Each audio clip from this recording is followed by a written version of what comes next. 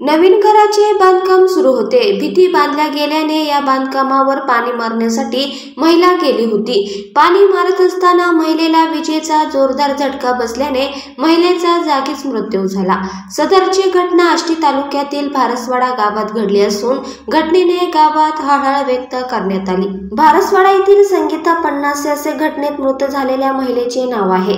भारसवाडा येथील राजेंद्र पन्नासे व संगीता पन्नासे यांचे गावात हॉटेल आहे. राजेंद्र पन्नासे यांना 3 महिन्यांपूर्वी प्रधानमंत्री आवास योजनेअंतर्गत घरकुल मंजूर झाले आहे. या मंजूर घरकुलाच्या बांधकामाला सुरुवात करण्यात आली होती. घराचे काही काम झाले आहे. यामुळे बांधकाम पक्के होण्यासाठी पन्नासे दाम्पत्य नियमित पाणी मारत असतात. दरम्यान आज सकाळी संगीता यांनी हॉटेल उघडले. यानंतर पती राजेंद्र यांना दुकानात बसून त्या नव्या बांधकामावर पाणी मारण्यासाठी गेल्या.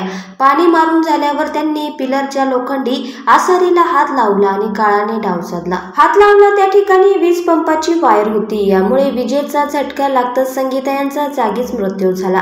या घटनेची माहिती शेजारी महिलांना झाली. त्यांनी राजेंद्रशी संपर्क साधला. नवीन घराच्या बांधकामावर पाणी मारत असताना पत्नीचा शॉक लागून मृत्यू झाला. दरम्यान याची माहिती पती राजेंद्र यांना मिळताच त्यांना धक्का बसला आणि ते बेशुद्ध पडले.